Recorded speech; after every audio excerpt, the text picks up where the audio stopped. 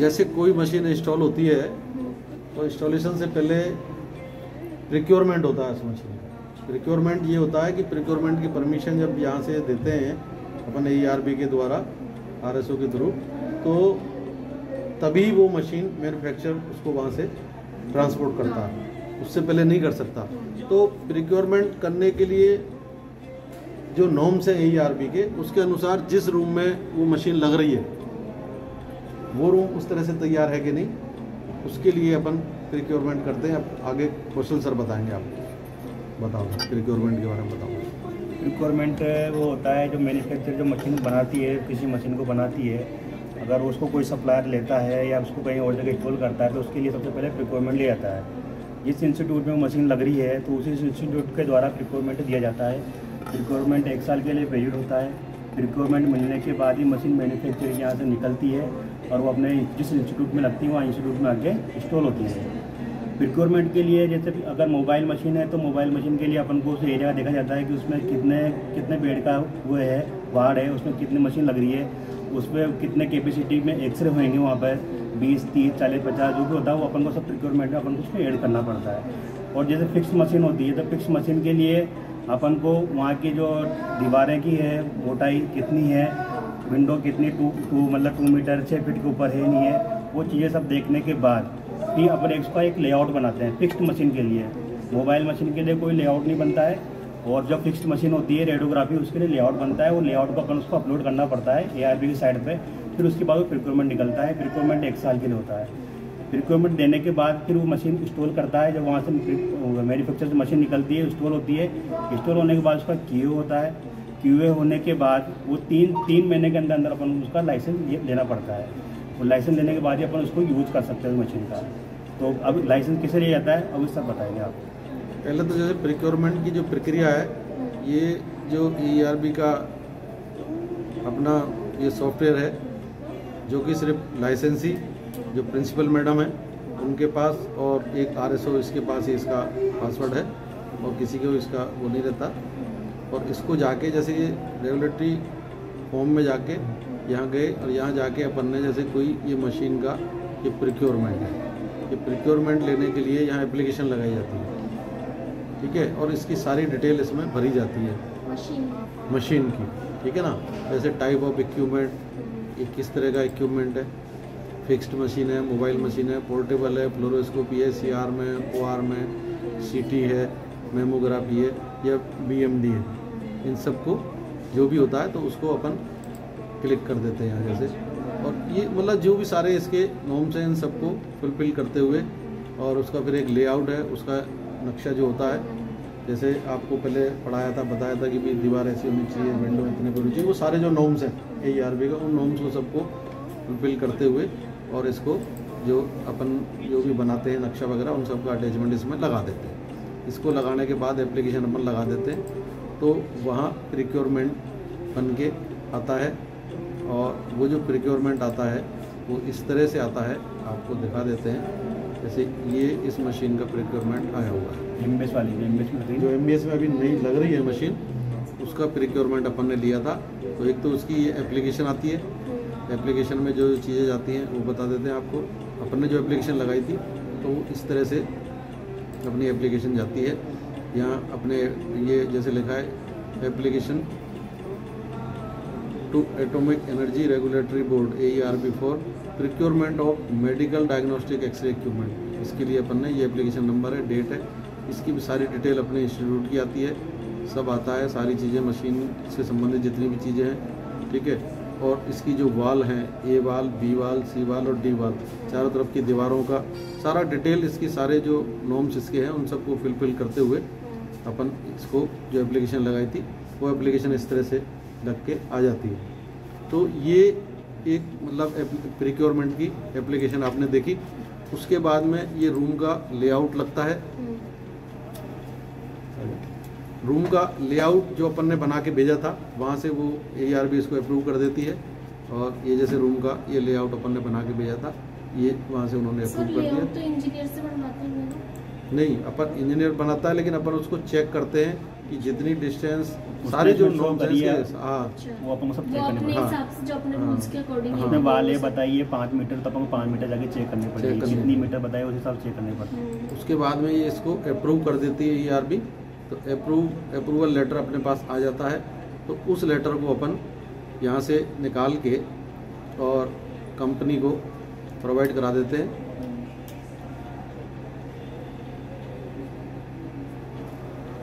इस तरह से ये लेटर आता है इसका।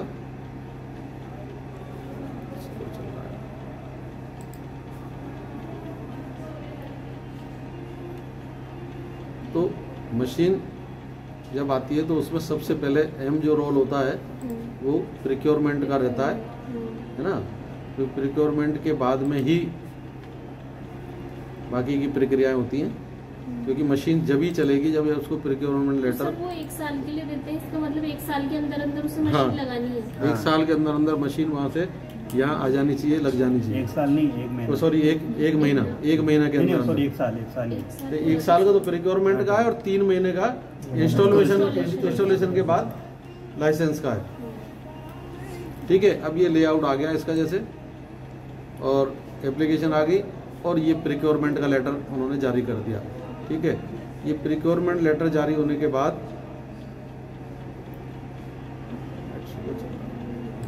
ये प्रिक्योरमेंट लेटर इस तरह का आता है, आप देखेंगे इसमें। ये प्रिक्योरमेंट लेटर इशू किया है इतनी तारीख को, एक्सपायरी है इसकी ऐसे 1 साल के लिए। ये प्रिक्योरमेंट जो होता है वो 1 साल का होता है। जैसे ये 23/2/24 को अपन ने इशू किया है, मतलब ERB ने, और इसकी एक्सपायरी है 23/2/25 तक। तो 23/2/25 से पहले पहले ये मशीन वहाँ से मैन्युफैक्चर होकर इधर आ जानी चाहिए। कौन सी मशीन है, मॉडल कौन सा है, कौन सी कंपनी की है, मैन्युफैक्चरर कौन है इसका, और सप्लायर कौन है इसका, ये सारी डिटेल इसमें आती है। ठीक है ना, तो इस तरह से मिलता है। ये सब होने के बाद फिर मशीन इंस्टॉल होती है। ठीक है, इंस्टॉल होने के बाद इंस्टॉलेशन रिपोर्ट इंस्टॉल हो गई, उसके बाद QA होता है उसका। ठीक है, QA का आपको पता ही है किस तरह से RSO की प्रेजेंस में पूरा QA होता है। और QA जब हो जाता है उस मशीन का, और फिर वो कंपनी उस QA को ERB की साइट पे अपनी तरफ से, उनकी खुद की साइट से ERB की साइट पे अपलोड करती है। ठीक है, और उसको अपलोड होने के बाद फिर यहाँ अपने पास एक मैसेज आ जाता है, जैसे ये मैसेज आया हुआ है, ये 3 मशीनें का QA अपन ने अभी किया था कुछ दिन पहले, 4 तारीख को किया था। ये जैसे आ गया इसका ओके, इनका ये कहना है कि भाई हमने आपका अप्रूव कर दिया है, अब आप लाइसेंस ले सकते हैं। लेकिन लाइसेंस देने से पहले ERB RSO से बहुत सारे अंडरटेकिंग लेती है ना। ये जैसे ये लाइसेंस केस पे गए अपन, तो RSO का बहुत बड़ा रोल रहता है इसमें। और RSO की मतलब उससे ये RSO अब इन सब चीज़ों को देखेगा। पहले तो ये बता रहा है कि भाई हमारे यहाँ ये लोग RP है ना, रेडिएशन प्रोफेशनल्स जो हैं ये हैं। फिर उसके बाद में सेफ्टी टूल के बारे में कि हमारे पास लेड एप्रिन है, प्रोटेक्टिव बैरियर है ना, ये सारी चीज़ें वो अपन से लेता है। फिर ये इक्विपमेंट का जिसका अपन लाइसेंस निकालने जा रहे हैं उसके बारे में पूछता है। तो ये जैसे application license for operation of new x ray equipment, नए पे ले रहे हैं अपन, या प्री ओन्ड पे पुराने वाले पे ले रहे हैं, या जो नया है उसको रिन्यू कर रहे हैं। तो अभी अपन लाइसेंस ले रहे हैं नई मशीन का, तो लाइसेंस ऑपरेशन फॉर न्यू है ना, ये आ गया। फिर इक्विपमेंट ID मांगता है वो, क्योंकि जैसे जब अपनी एप्लीकेशन लगती है प्रिक्योरमेंट के टाइम पे, तो उसकी एक ID बना देता है वो। तो ये ID है, ये वाली मशीन है G-XR-197742। ओके, तो ये मशीन थी, इसका अपन ने इसमें डाल दिया, हमें इस मशीन का लाइसेंस चाहिए। उसके बाद वो सप्लायर और सर्विस एजेंसी जो रेस्पॉन्सिबल है QA के लिए, उसके बारे में पूछता है वो। ठीक है, उसकी डिटेल अपन से लेता है वो।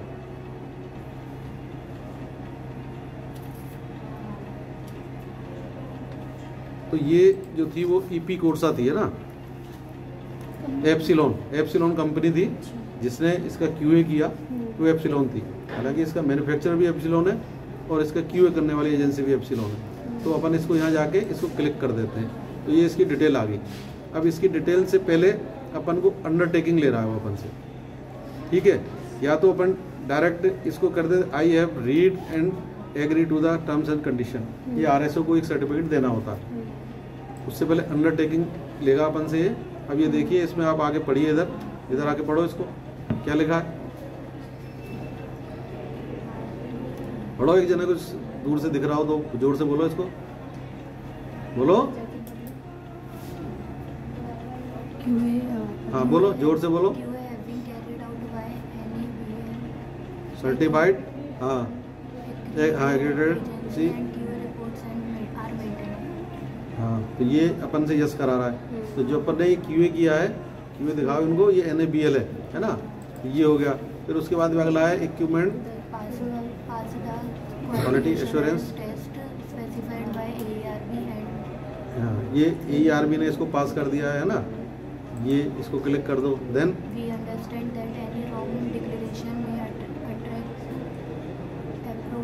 regulatory action against the institution such as revoke, modification of license, sealing of the X-ray equipment, etc. यदि कुछ गलत अपने सूचना दे दी तो वो उसको निरस्त कर सकते हैं। ये सब करने के बाद यहाँ आएंगे, फिर यहाँ पे ये अपन से कह रहा है कि भाई I have read and agree to terms and condition. जो टर्म्स कंडीशन है AERB की है ना, उनको पढ़ लिया है और मैं उससे सहमत हूँ। इसको ओके करते ही इसको सबमिट कर देते हैं, ठीक है। अब ये सबमिट करते ही ये लाइसेंस की प्रक्रिया चालू हो जाती है। ये उसने लाइसेंस आपको, आपकी एप्लीकेशन लग गई लाइसेंस के लिए, ये एप्लीकेशन लग गई, ठीक है। अब इसको अपन क्लोज कर देंगे और तब यहाँ जाएंगे अपन, यहाँ जाके अपन इसको देखेंगे तो यहाँ पे ये आ गई, ये आ गया वो जो लाइसेंस अपन ले रहे थे। ये इसने लाइसेंस दे दिया अपन, ठीक है। पहले तो अपनी ये एप्लीकेशन, जो अपन ने एप्लीकेशन लगाई है लाइसेंस के लिए अभी, ठीक है, इसको प्रिंट आउट कर लेंगे।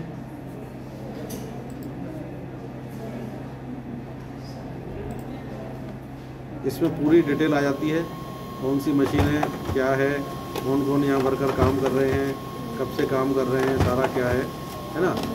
अभी जैसे रीना, ये देखो तुम्हारा नाम मलिका है ना, तुम्हारे साथ ही वर्कर में इनको भी डाल रखा है ना, तो ये सबके नाम आ जाते हैं, ठीक है। तो ये एप्लीकेशन में हमने बता दिया हमारे पास ये लोग काम कर रहे हैं। अब आप देख लीजिए, यहाँ 150 रेडियो ऑफर काम कर रहा है, इसका नाम आ रहा है, सिर्फ 4-5 रेडियो ऑफर का नाम आता है, ओके। तो ये हुआ। इसके बाद में देन अपन इसको निकालेंगे अप्रूवल लेटर, जो अब आप मशीन को ऑपरेट कर सकते हो। ये अपन को ऑथराइज कर रहा है AERB, ये अपन को लाइसेंस दे रहे हैं। ये लाइसेंस आ गया अपना, ये मशीन है। ये 7 तारीख को अपन ने एप्लीकेशन लगाई थी, 7/3/24 को, और इसका लाइसेंस 5 साल के लिए होता है, ठीक है। तो ये 7/3/29 तक आपका लाइसेंस हो गया सर। एक दिन में मिल गई? हाँ, कितनी लंबी प्रक्रिया चल रही है। ये तो अभी सारा लास्ट में जो हो चुका है, उसके बाद का जो फाइनल आपको वो बताया गया है, ठीक है ना। तो ये फाइनल चीज़ जो आपको बताई गई है, आगे आपको कौशल सर बताएंगे इसके बारे में। कौशल सर और थोड़ा सा बता दो इनको। लाइसेंस हाँ,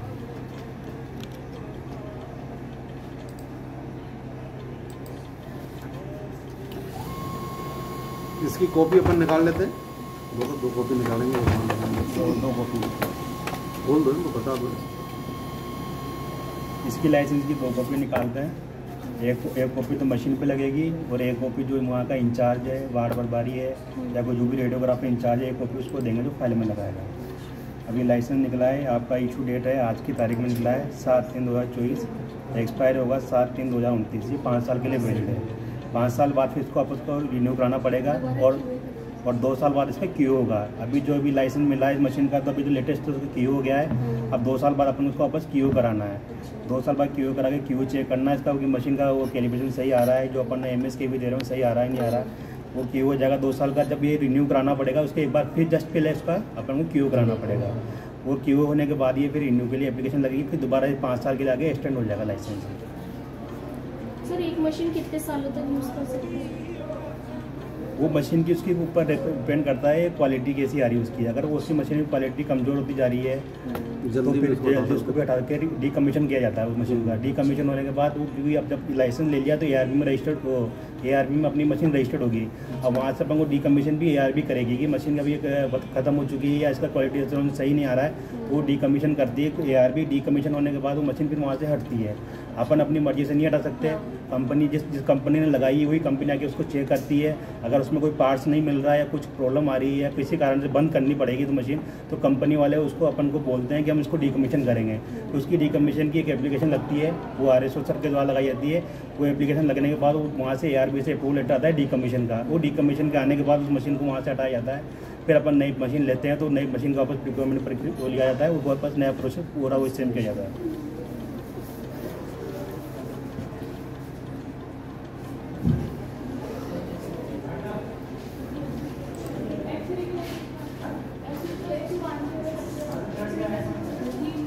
तो क्या समझ में आया अभी तक?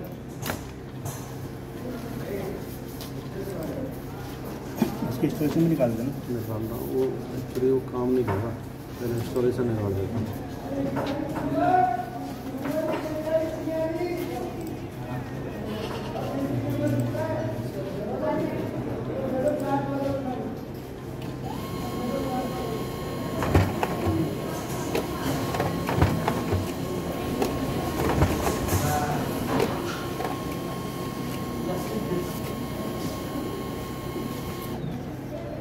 मतलब पूरी डिटेल इसकी application form, installation report, approval letter दिखाई दिया और ये QA रिपोर्ट इसकी दोबारा से मान लेते हैं इससे ये जो QA अपन ने किया था ना, अब आप देखें ये QA रिपोर्ट है, ये कंपनी ने की है, ये आपके RSO की चिड़िया बैठी हुई है इसमें, ठीक है ना। ये इस तरह का ये RSO का सारा सर्टिफाइड सारी चीज़ें आती है इसमें। लाइसेंस वाला आपने बताया था ना आपको, मेरा लाइसेंस आ गया, ठीक है ना। तो इस तरह से ये इसकी प्रक्रिया होती है, ठीक है। इसमें कोई क्वेश्चन, कोई क्वेरी, कोई आपको कुछ बात समझ में नहीं आई हो तो पूछ सकते हैं, ओके।